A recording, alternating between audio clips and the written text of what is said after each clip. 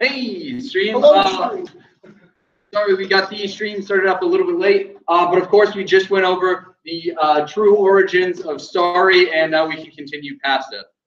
So yeah, he had his beginnings. Yes. Now, Starry was always a very ambitious person.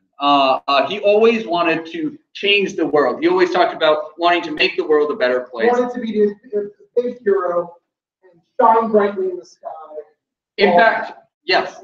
In fact, there was even one time when in his town he was able to save it when he noticed that there was a hole in a dam in a local reservoir.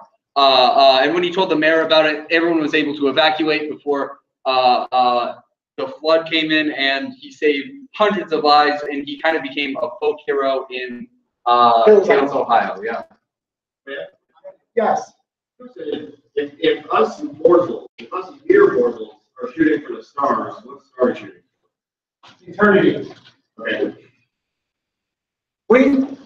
Starry as a person, we have info, but it's also like while we have information, it's still a little mysterious. Yeah. But we can only guess that it's B2 for eternity.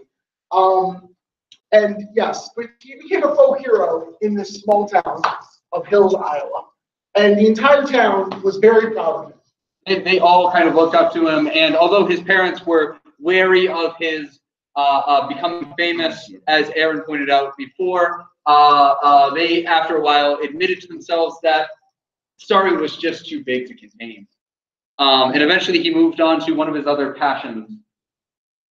He started interning at CBS Studios, where we'll talk about the show that he worked on in a second, but it was The Adventures of Admiral Amazing.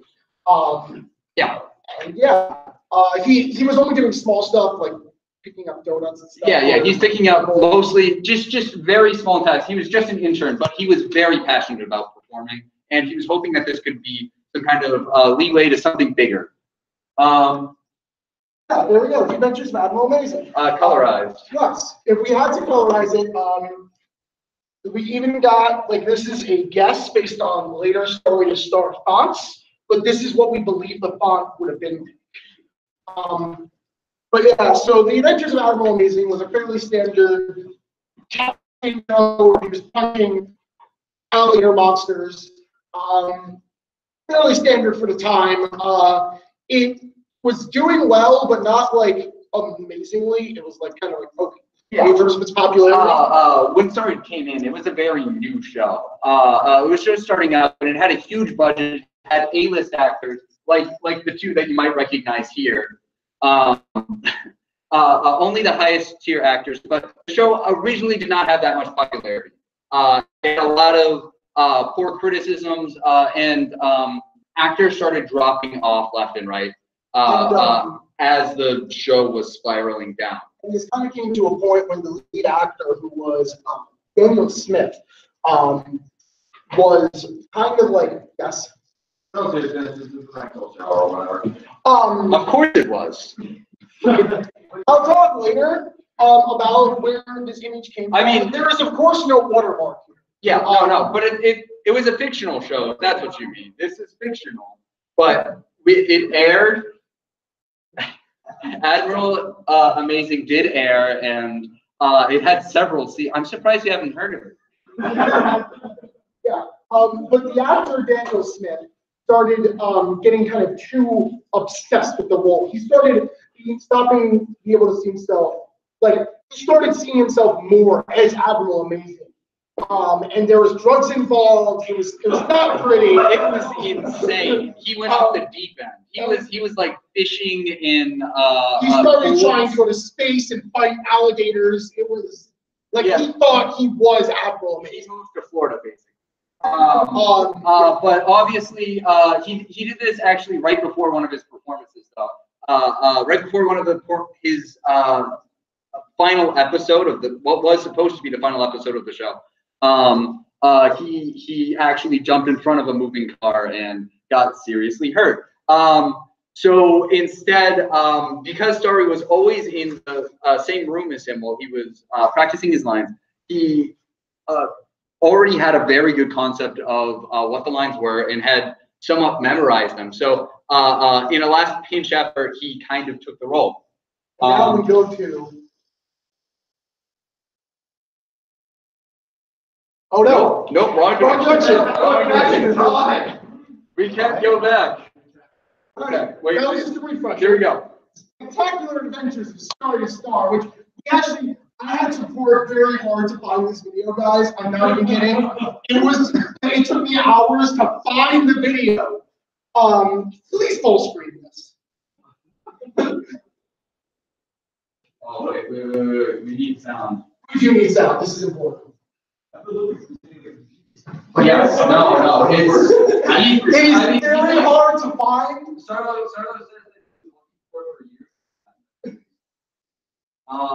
But he doesn't mean online. No, he means he's looking through actual archives, like reels of film. Yeah.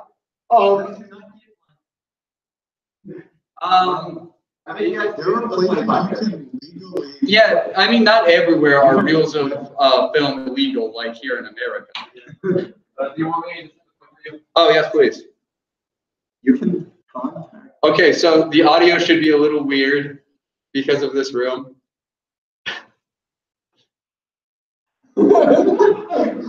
Or non-existent. That's also an option. Oh yeah, no, it makes sense. It makes a big difference. It really is incredible how far we've come with cinematic technology.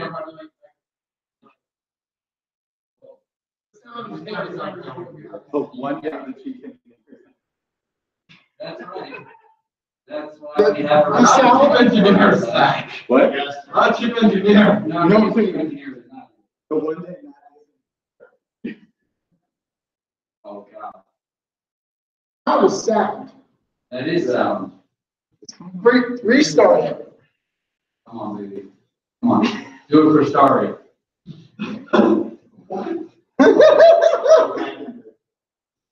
Uh-oh. It's not playing. Oh no. Thanks, Archie.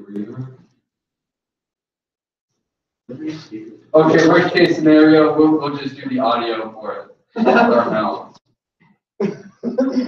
I don't know if I hear you're music. this. Oh yeah, it's real fun.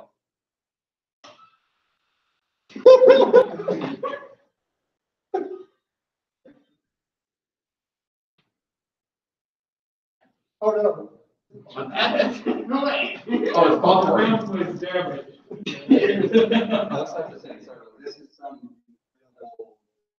work with the colorization.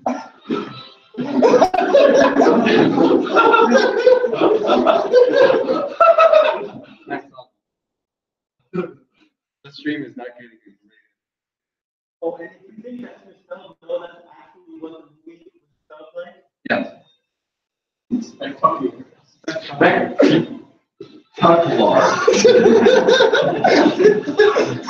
you go.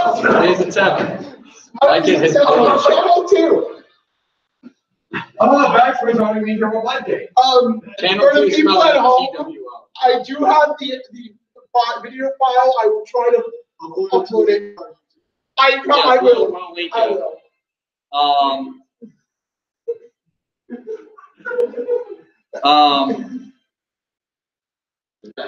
Yes. Oh, makes me tear up every time. Several hours went into just the audio because I had to find that audio. Yeah. In all seriousness, though, this does predate 2001: A Space Odyssey, and Stanley Kubrick later said he was a Starry Star fan, and that's why he used that song. I mean, he really didn't just say it. The influences were pretty obvious. But, you know, it was nice to have that confirmation, at least. It was 1-to-1, really.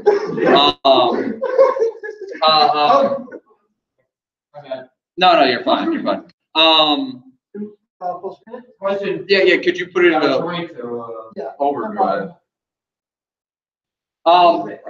But obviously, Starry the Stars' first episode went over very well. Ratings shot up with his charismatic personality and young, youthful take on the role. So, when we get into this was around 1964. Logan triathlon. Yeah, do triathlon. As I'm sure we already know, Starry's role as Captain Amazing and later, Space Captain. God, we're going so far. Okay, wait, I can. Okay, so Starry to Star picked up the show as the lead role, and the roles at the time, the main themes were him being a space captain on the USS Star, which is pictured over there. Yes, that is also colorized, of course. This is typically called the Roswell era, mainly because it was mainly inspired by descriptions of Roswell, because the writers admitted later that they were fascinated by it. So they even have little gray aliens, pictured left, and that's actually that's a shot. This was a scene, yeah. Starry to Star was looking down a tunnel, and there was a gray alien. This picture here is a leader of the reptilian combine. There you go. Yeah. You see, you got the gray men, the reptilian combine. I remember growing up watching these with my parents. My favorite villain was always Mr. Winter in the One Christmas episode.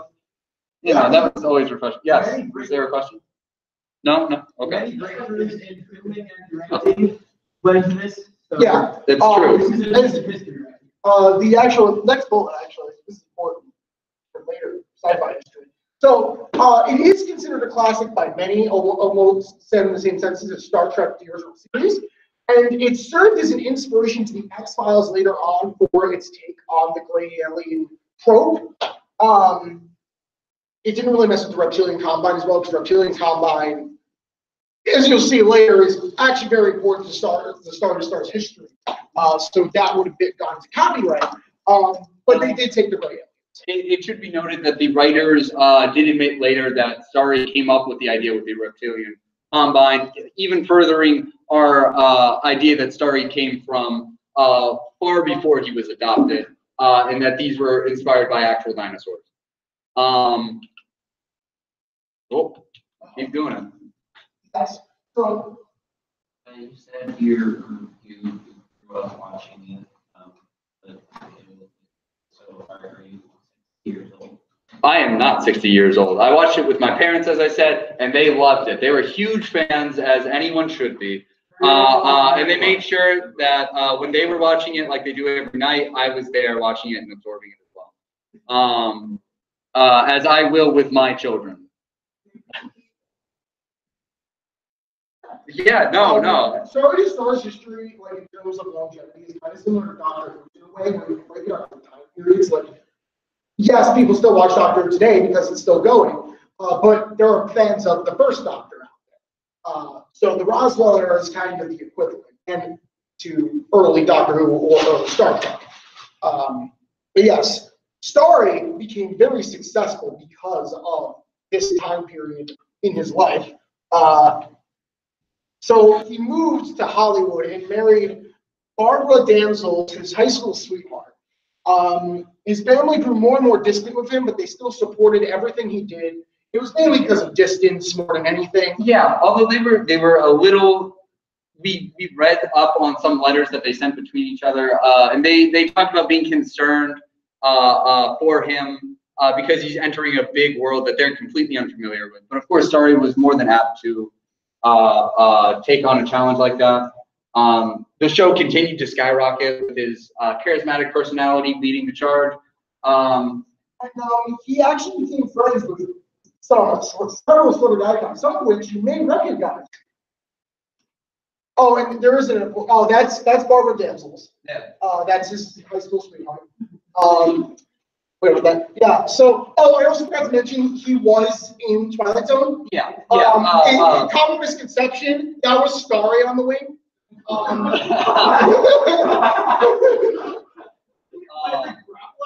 It's interesting how the invention was completely confused by many watchers, because watchers who saw that episode found that they were sympathizing more with the monster on the wing than they were with the Shatner. I don't like. That's why they explained that the remake of Freak 3000 Above the Air or whatever it's called, or the new Twilight series that released today wasn't as good as the original because it doesn't. Yeah, because it has a story. Of Yeah, course. no. And no Twilight Zone reboot has ever been successful because it didn't have story. Or starring in the movie for that. Go ahead. I believe, but I believe that Starry is the one who got Shatner that job in the episode. It's Yes, true. Shatner and Starry were actually pretty close, like throughout Starry's life and Shatner's life. We'll talk about it more later, but yeah. And that actually is interesting, especially when Star Trek kicks off, because they're kind of like a weird rivalry start to emerge. But yeah, this is the most important thing here. David Bowie. Starry and Star. Well, second to Star. Yes, sure, of course. Starry and David Bowie were actually very, very close. And we'll talk more later in depth about it. But this was very early in David Bowie's music career. It is said that part of the reason Bowie is so successful today is because Starry kept trying to help his friend David Bowie out. And at one point, because of this because of their friendship, Starry actually did learn guitar. And we don't have it in our slideshow, but he did make a rock album. It wasn't that successful. Yeah, it was a little bit later on in his career. Yeah. We'll get to that point. That was more. He takes a weird dip. It gets in the 70s. Yes.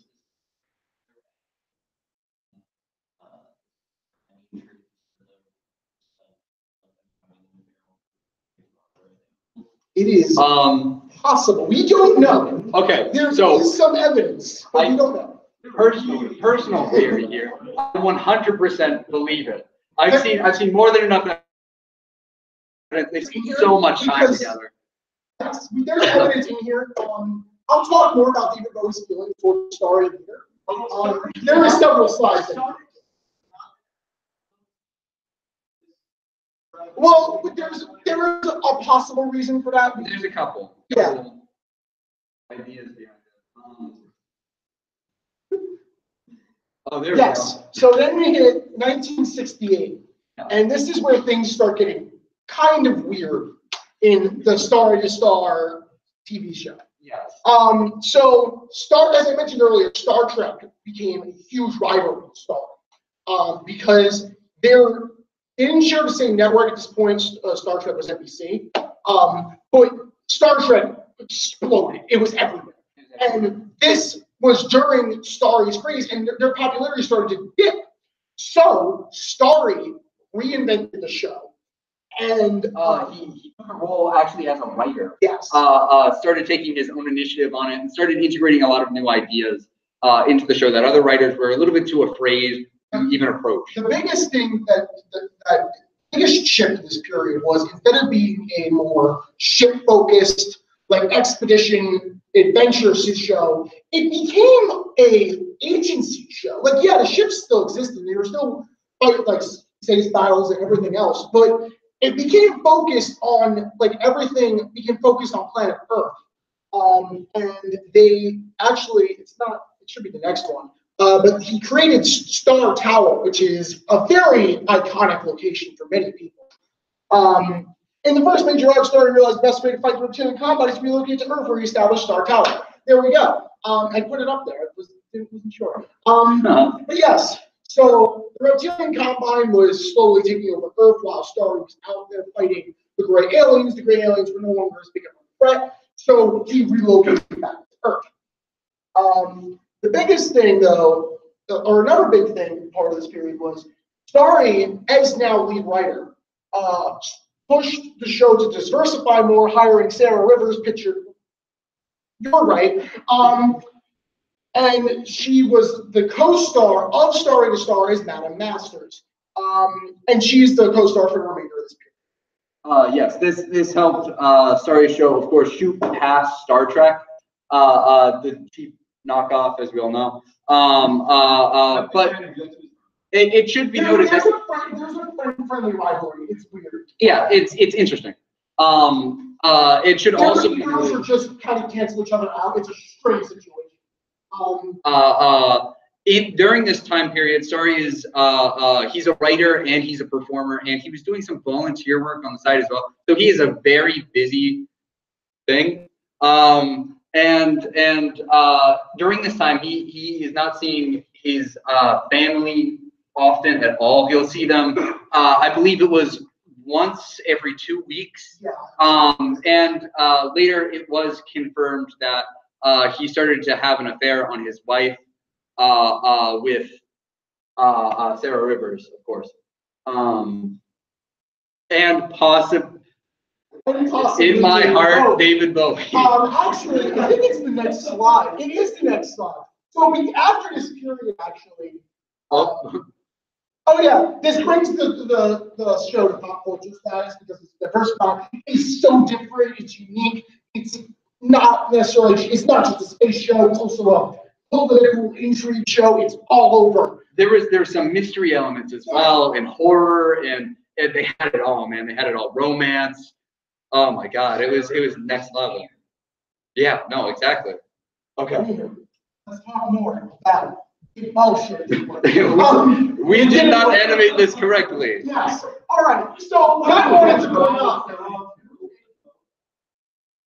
Again, this was animated. No, it's David Bowie. If he was here, he would. There was a quote that basically the synopsis of it was basically that David Bowie stars started drifting more and more apart, and Starry's ego started taking over his life, and he started seeing himself more as the character he played and getting into drugs, and it was terrible. And yes, yeah. And Bowie started thinking of him less as a starry to star and more as Stardust because he was no longer the man he once was. And a year after he said that, he made Ziggy Stardust. Cool. It's the rise and fall of Ziggy Stardust, by the way. And we believe that the whole album is dedicated to David Bowie's previous friendship with Starry. It was really. And we actually have a more. Can you go to the next slide? Yeah, there's a quote. Oh, yeah, there's the quote. It's blocked. Wait. Sorry, stop. Get into his head character where he was once a Stardust.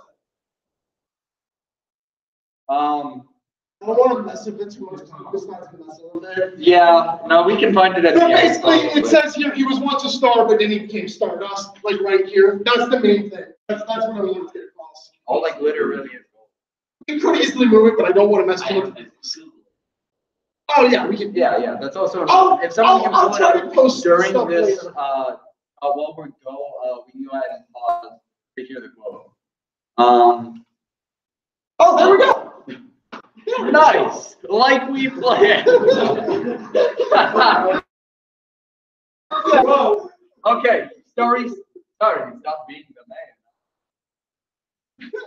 The thing started to get to his head, and he had a hard time separating himself from the character.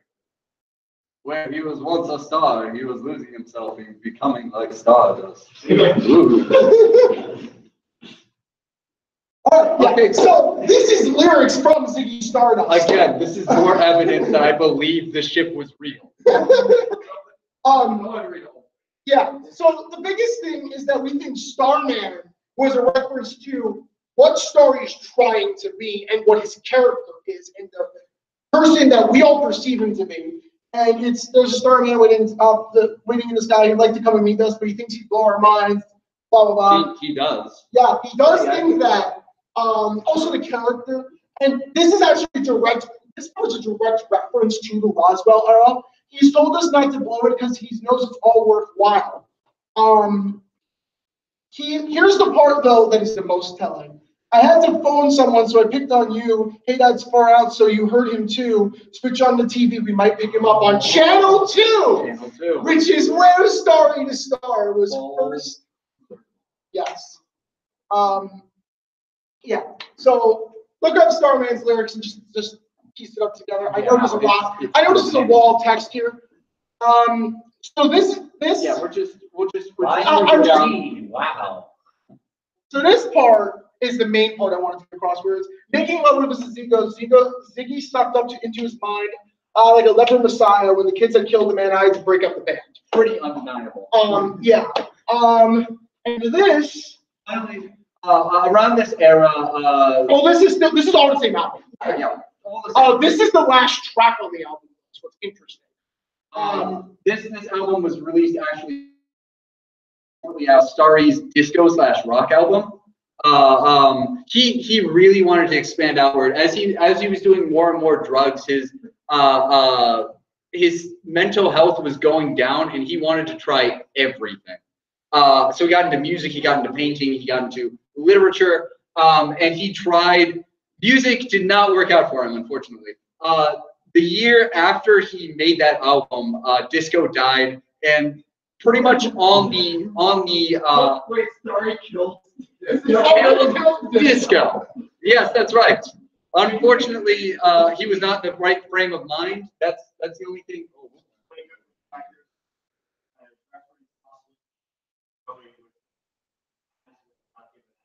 Yeah. The next one is really telling, I think, for your theory. Did you want to quote any rock and roll suicide? I don't have any specific lines, but I think it pretty much sums up the album. Yeah.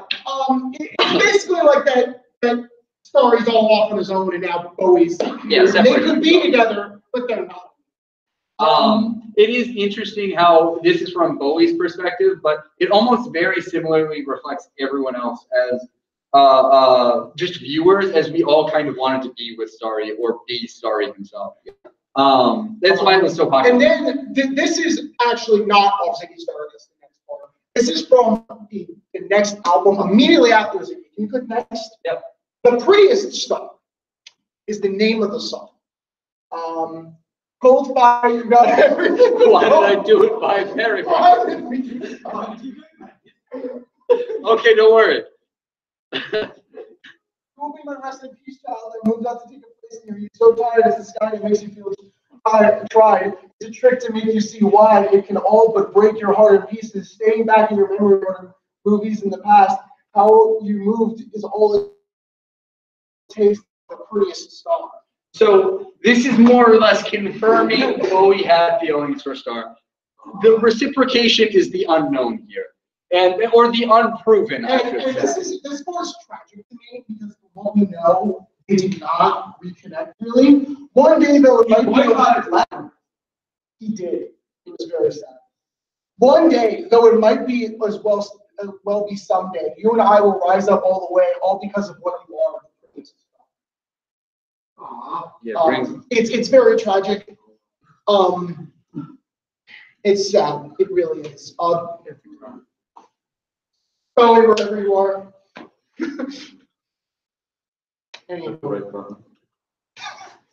How do I still not know? How do we move? Don't worry, guys. It might be frozen. There is more. That's really. I know there's more. Okay, They're so it's better. not frozen. There we go. Did I hit the? No, it's still on. Just click. Just click. There we go. 1972 to 78. So the Starry became obsessed with new ventures and new things to experiment with. He started becoming more experimental in his TV show with robots that feel and time agents from the future trying to stop whatever Starr is doing, or the reptilian combine, one of the two. Yeah, it depends on the arc. So in this era, he did write his memoir. He really wanted to get everything on paper, and it becomes very obvious that he became insanely paranoid in this time. And there's even parts where it goes into accurate time travel theories, even though the show's not time travel-esque yet. Like, it's crazy. It's all over the place. And this is the part that's weird, because it seems like Starry, as it thinks the best time travel, he's almost scared to, because Starry as a character starts having visions of a post-apocalyptic future where he's failed, and the world's dust, and everything's sad, and everything's like caged, and it should be noted it's that right powerful, even though he never really experimented in this. It should be noted that right before this era, he does actually have a divorce with his wife, Barbara. Unfortunately, their two kids were disappointed. Of course, Starry got custody despite the whole drug issue because he had insanely loyal lawyers from both sides. I mean, how can you go against Starry, really? But yes, during this era as well, he decided to become a politician as part of it. His only campaign promise was that he had 4 Grammys, and that was enough. That actually worked. He became the governor of Ohio.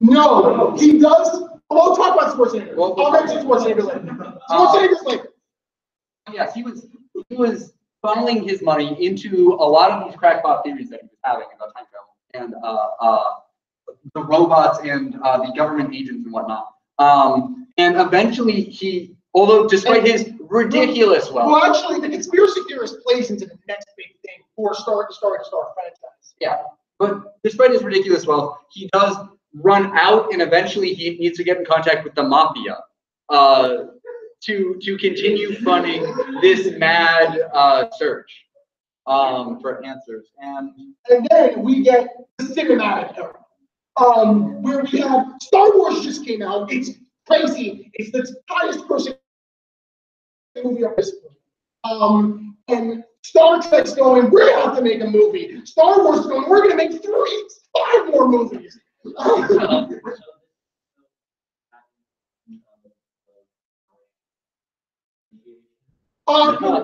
We do think he gets into Scientology. We were really trying hard to keep that part out of the slideshow, the Scientology part.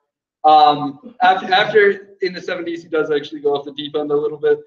We think that he was actually paid to join, and that was another one of his sources of income toward the time travel. Yeah.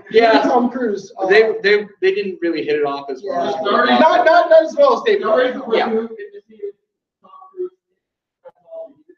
Yes. Yeah, I think that was the Scientologists keep us all under very tight ground. So there's a lot of unknowns there. That's why we try for those that don't know, in all seriousness, the Spear of Destiny is like a real conspiracy theory, and it has like insane like stuff. Like this isn't a museum. This poster is actually a photo of Starry visiting the claimed Spear of Destiny in a museum in Vienna. You can actually go to it. I'm not kidding about this. Like, in all seriousness, I'm not kidding about this. This is real. Yes. Emphasis on how you're not kidding. Were you going to say something? Oh, well, you see, we think Evangelion was actually inspired by this movie. Not yet. I mean, they didn't say anything, but like this movie was groundbreaking. It came out in '79,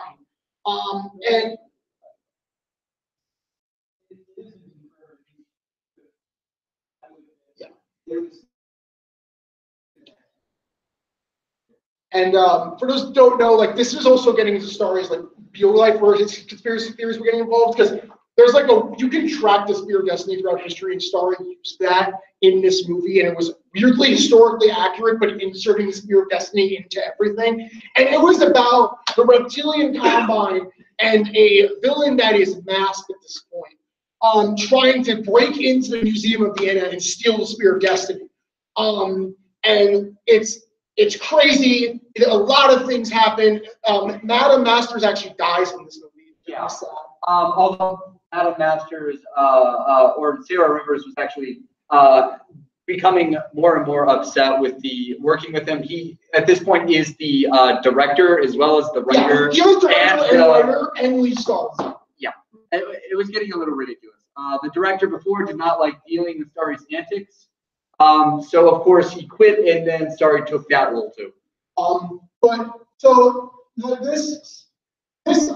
He ends up breaking the Spear of Destiny into several pieces, but as he does break it, he sees more visions again of the future.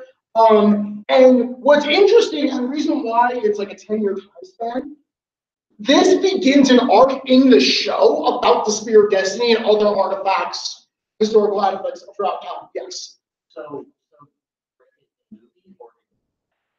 we don't know. That's a very good question. The Spear of Destiny was broken in several pieces, under mysterious circumstances. We don't know. We're not sure.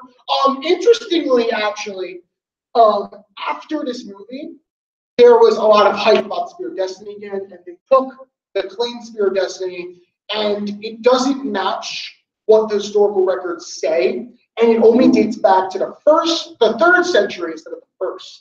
So who knows? We don't know. Yeah. But yes, so the reason why this is a time period though is that the movies, this movie ended up spearheading, quote intended, pun intended, the next arc, which was about relics throughout the globe and a villain trying to gather them all to defeat Starry to Star. And this all built up to the next movie, Go. And then the villain in the last episode before this took off his mask and really was Nick Cage. And then surprise to everyone, Starry included. The actor actually came on. Nick Cage came on to the set with a mask on.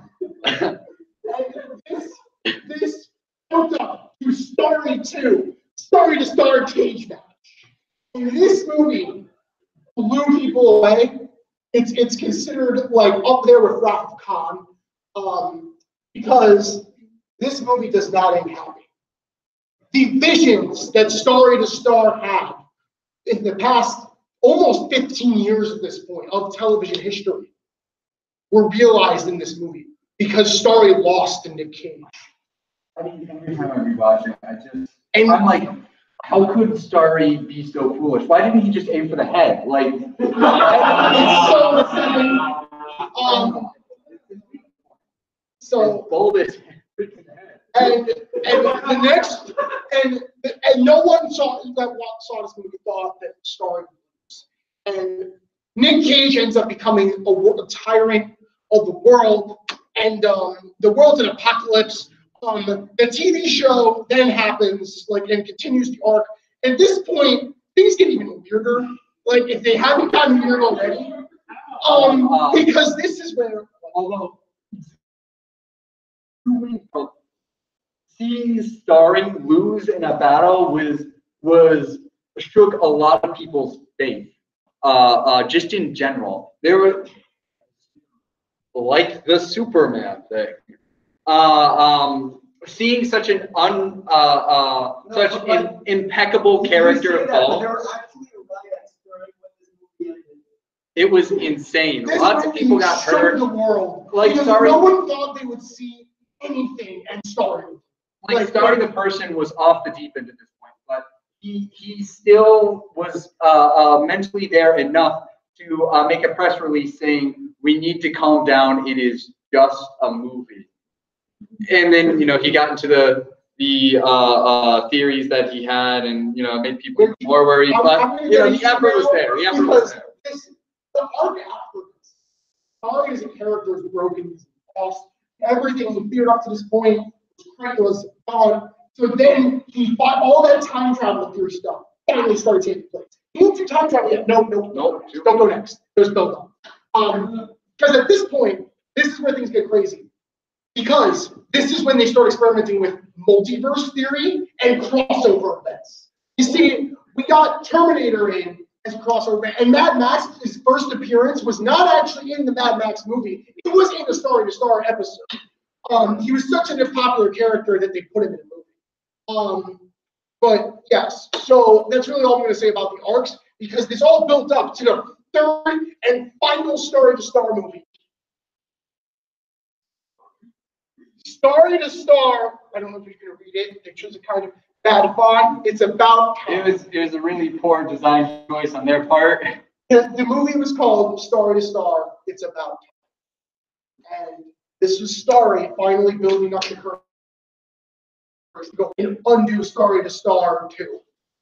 He understood the risks involved with messing up the time streams, but he knew it was worth it.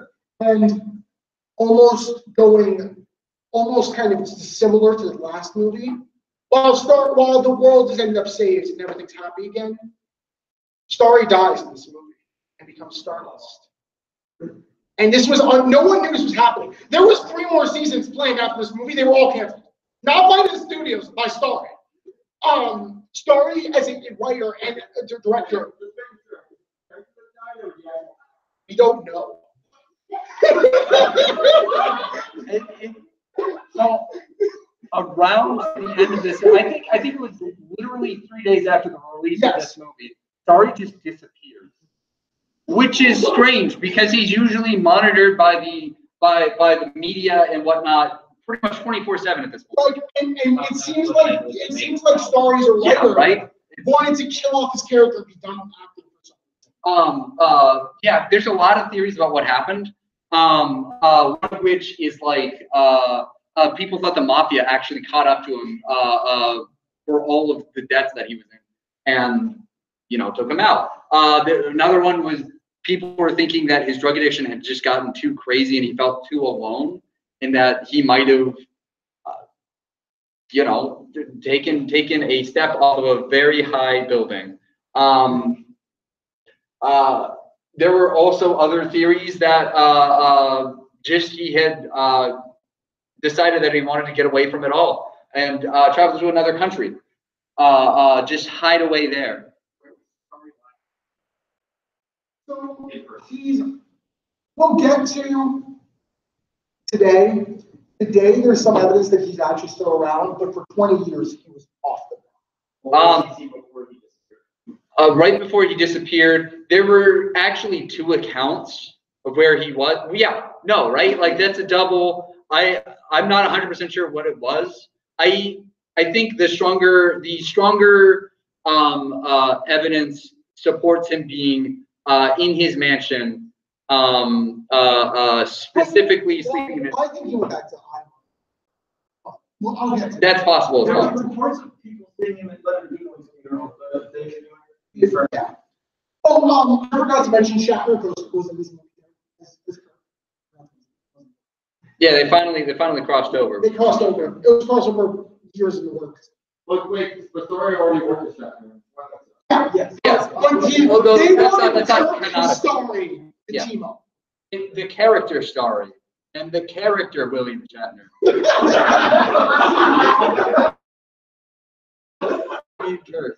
That's the huge difference. Well, so while this is the end, this is the disappearance of Starry as an actor. And They tried, keyword. no. The reboot. I knew Reloaded was a mistake when I accepted the role. I thought it was too big a role for me to handle. Turns out I was right. Dwayne The Rock Johnson, 2007.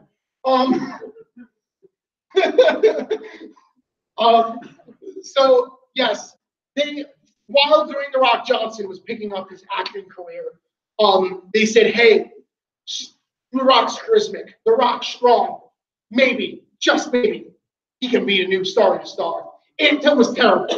The Rock, this quote should say it. Like, The Rock hated this movie.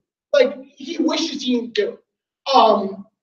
But There was, yeah, he knew pretty early on that it was. Did you already read the quote? yes. It was a huge role. He knew what he was getting into. I know you guys probably remember this too, but I know when I heard about this, I was 8 at the time, and I was really excited. But even 8-year-old me was there enough to realize that this could never possibly live up to Starry while I was watching it, and I was very disappointed by it. I had to cleanse my palate afterward with some original. It's unfortunate. Yeah. But now we're getting into weird stuff. So in modern day, this photo recently appeared online, and it's obviously Starry's family, and Yeah. not anything else. This photo does not look familiar at all. Of course, it has to be original. It has to be. It's the same back. We've matched the backgrounds to Hills, Iowa. So that's why I think he's there.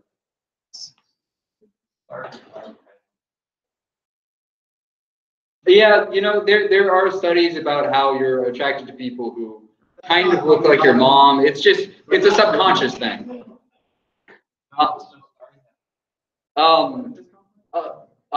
I mean, the resemblance is there. I don't consider myself a psychologist by any means, so I don't want to make any calls, but But here's the big, everyone's heard of Tiny Francis, Star. Tiny. please do the right button. Damn it. Fine. So, this is an image from, actually the first Avengers movie, where at one point during the Battle of Loki, the K fell, revealing it to be Star Tower. Like I said earlier, Star Tower was an iconic location during the 70s for Star to Star TV. And this poster leaked very recently. Yeah, Russo brothers thought they were being clever, thought that they would just sneak this nonsense in here and think we wouldn't see it. But I saw this coming. I knew he was going to make an appearance. So, being at the closest college, Starry survived Thanos. Yes. I mean, they need someone that can live up to Thanos. Like, of course, Starry's going to be here. Go for it, Zach.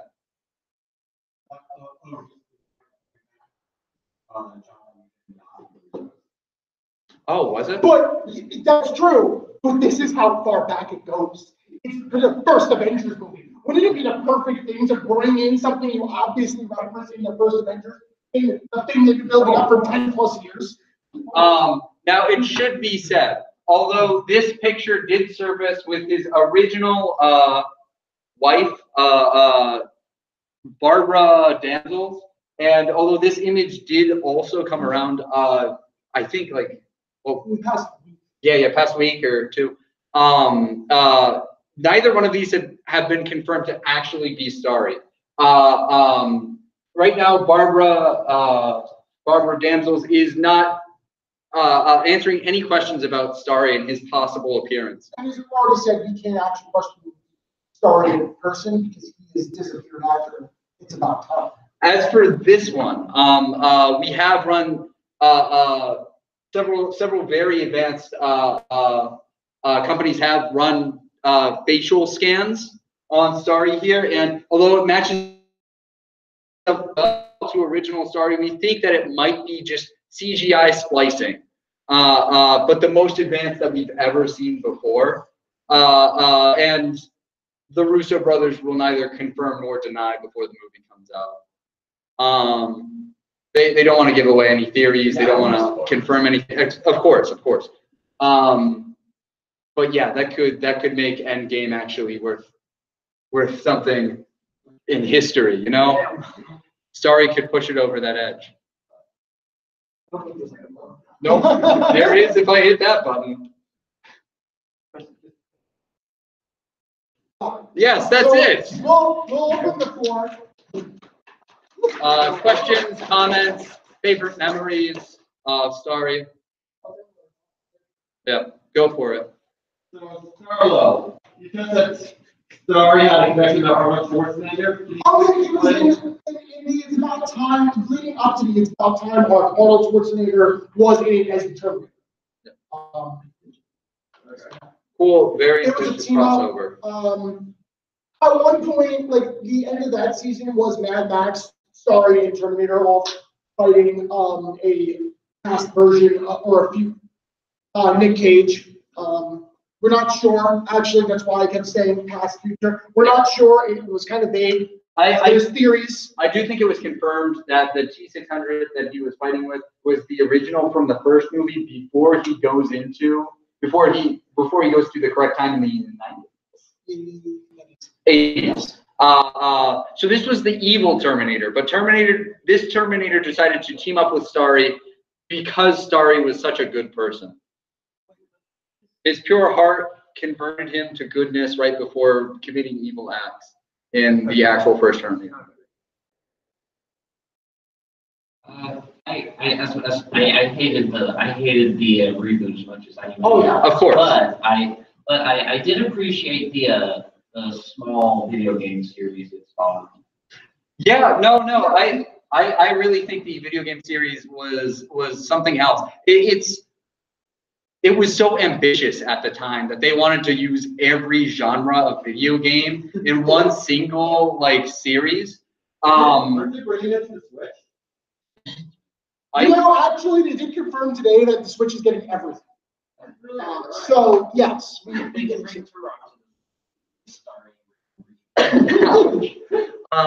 But yeah, I stuck on the level where Wayne the Rockstar, Wayne's version of Star was like, he has a boss fight, and it was fucking. The important thing is that the boss kind of looked like David Bowie. So I feel like there was something. yeah, no, It's hard. I feel like the devs did something. yeah, the devs took a very like liberal approach on it. I still feel like they did homage to the source material in their interpretation, but that too. It's considered a better adaptation than the Yeah. Oh no, for sure. Yeah. I like the pizza. Yeah. With Spider-Man 2 stole. Yeah. Oh my God. Right. It's just some crimes don't get justice, I guess. But yeah, no, that also brings us to the possibility for the next DLC in Smash Bros. Oh yeah. We were talking about. We were talking about it a little bit earlier. So I was saying dive that I deep couldn't into find enough credibility. But I found a leak that showed James Bond is sorry appearing in Smash, which would be really cool. Because for those who don't know, James Bond was originally a planned character in the first Smash Bros. According to files, and Starry was there too, but like we don't know. Like it was like there were some items that reference him. Like, yeah, it we was. don't know. I mean, yeah. But in Ultimate, we had a leak that showed James Bond and Starry teaming up to fight Bowser. I think we have the 90s, and I think we have the Japanese 90s animated thing for Sakurai's team and some characters. Yeah, no, he's definitely brought it up before. I believe he actually in the Starry fan club. I believe he was one of the higher. Yeah, I think so too. Yeah, I don't recall the specific title, but. So there was news about, this was before he disappeared, about how he was going to, I don't know if it was guest star, be a recurring character on, what was going to be Next Generation. Yeah, Next Generation was like not really like completely like the Next Generation was in the early stages when he disappeared. Yeah. I think his stats sort of. I think the crossover had some influence on the structure of Star Trek going on, and just that sort of upset that. That actually makes sense. His first contact was a time travel movie, and it was very similar to It's About Time. I thought I read an article one time that was saying Tasha Yar was originally supposed to be Starry's love interest in the show. But as we all know, wait, does anyone care about Star Trek Next Gen? Spoilers. I haven't seen any of it yet. Okay. Yeah, we won't say. As we all know, Tasha Yar is a great character. Yeah.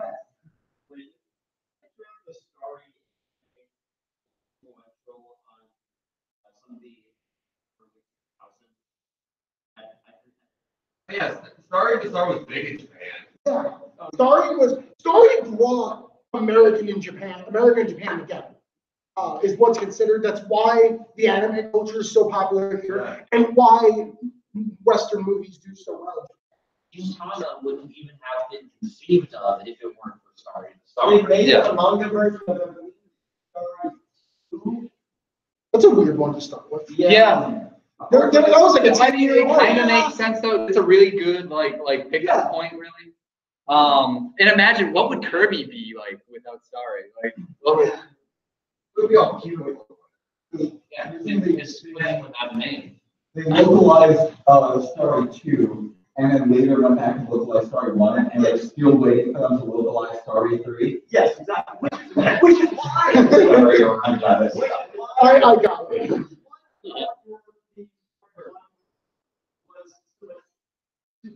to the stars because for those who have read, the story was great because it was Star 2, but the art wasn't the greatest. Yeah, they were dealing with the printing limitations. Yeah. Yeah, I mean, There's only so many times you can print Starry.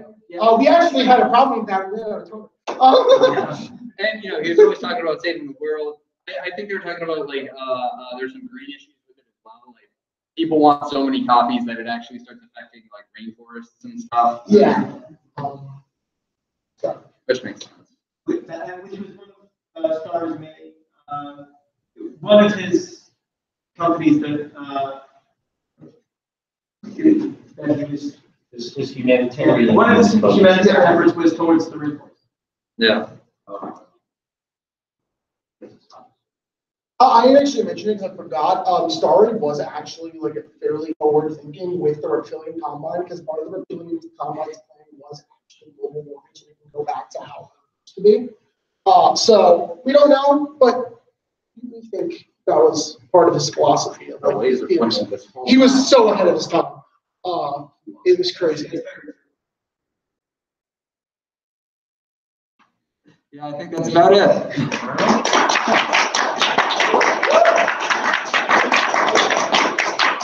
Let's give it up for Starry.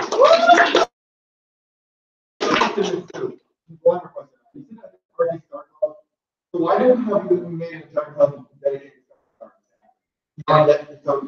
Background. I mean, is this not about Star? Go ahead. Take over.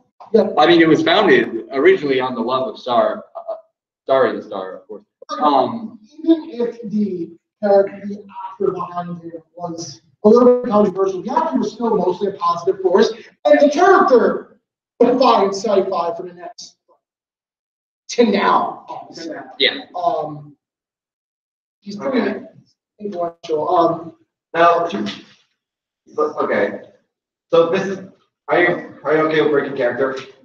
When I ask you this question, Can you explain the actual origin of Star to Star? Okay, so Oh yeah. for those that don't know, this started several years ago. It's the second star before the second Starfest happened, where we painted the rock outside SAU. That's the rock the frats always fight over every single day. Yes, Young remembers this. So, I remember. So I don't remember how we got onto it. I think it was because of Ricky the Brick just became a thing. I think. And we were talking about how Toricon is a mascot. I think Cosmic was talking about a mascot. They were redesigning. They were redesigning their mascots. And like the mascots was the conversation. So me at 3 a.m. was exhausted as hell. Said Star should have a mascot. And Ryan Morgan said, what would we have the mascot be? And I said, I don't freaking know, Starry the Star. And then the next comms officer was Cameron Mages, who is not with us right now. And I know Cameron appreciates the hell out of memes, so I told him the story of Starry the Star. And me and him came up with a plan to bring Starry the Star to April Fools of, I think it was 2 years ago now. And the rules were that I open up his laptop, use only the trackpad. I have 15 seconds to draw a star in MS Paint. The problem is, this was actually pretty good. I forgot midway through how to draw a star. So what I did was I started here, went down, went up, and went, wait, what do I do?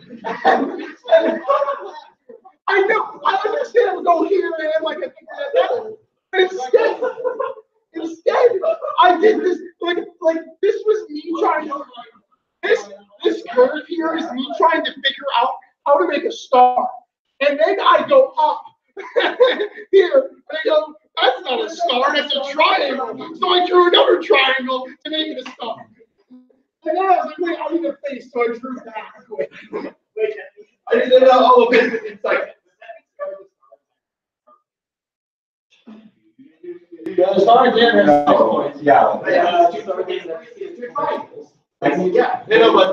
it's lopsided. Yeah, no, it's so fun. ulcer does not have a big smiley face. And going back, like talking more about this. First off, I didn't edit this at all. This is real. This is in Avengers, the first one, and I've wanted to use this for a Star-related thing for a long time, and I haven't figured out the place. And I think this is yeah. I guess like you just know like out of universe. That would carry the question like Yeah. How long did it take you like to come up with like Barbara Vanzel, Admiral Amazing, and like So Admiral Amazing. So to cover, the correct answer is 30 minutes. Making the car was The most annoying part of this whole thing was actually because you have no idea. So first off, I found out last night at about 9:30 that Windows Movie Maker doesn't exist anymore. So I had to use Windows Movie Creator because I didn't have anything else, which is garbage if you've never used it before. Movie Maker had a user interface. Windows Movie Creator, if you've never seen it, it's just dragging things.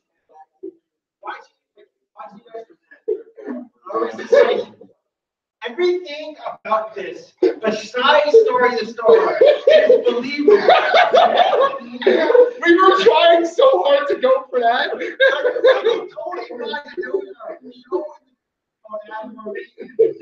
Oh, okay. Logan, I'll answer your question now. Admiral Amazing, that was not the real. So Admiral Amazing itself is a made-up show. That is from a movie in the 80s that's a spoof of old 40s shows called Captain Zoom, and it stars Ron Perlman as the villain. And I need to watch it. That wasn't Ron Perlman. Ron Perlman. I'll pull up a photo. Ron Perlman is wearing basically a wizard's outfit. And it's great. He has like the stereotypical Dracula collar. It's so good. I had to Google Admiral Amazing to make sure this. Admiral Amazing does not exist. I just don't want something I can do. It sounds so we tried really, really hard to format that we normally do. We just have.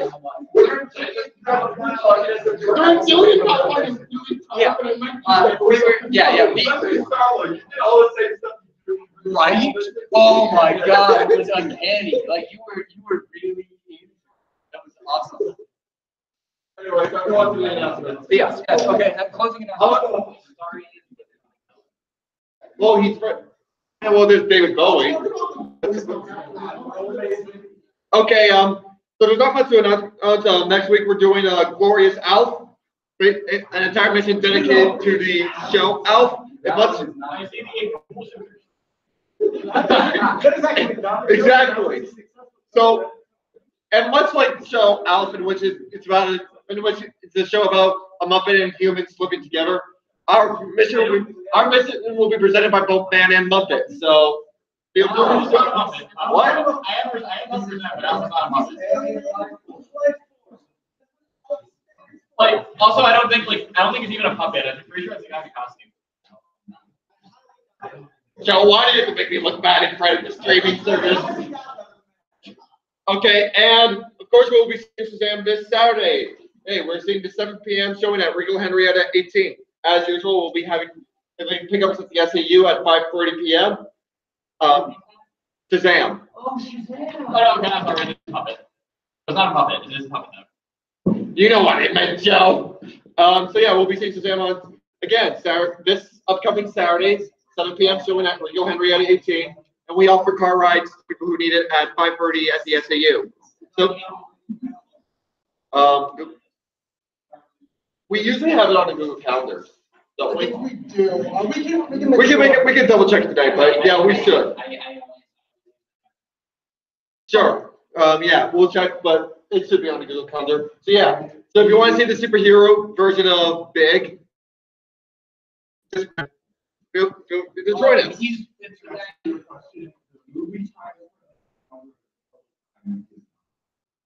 So we can probably update it to the carpal time then. Okay, and with that, thank you for joining our Star to Star mission. We appreciate you joining us for this journey and stuff. It was something.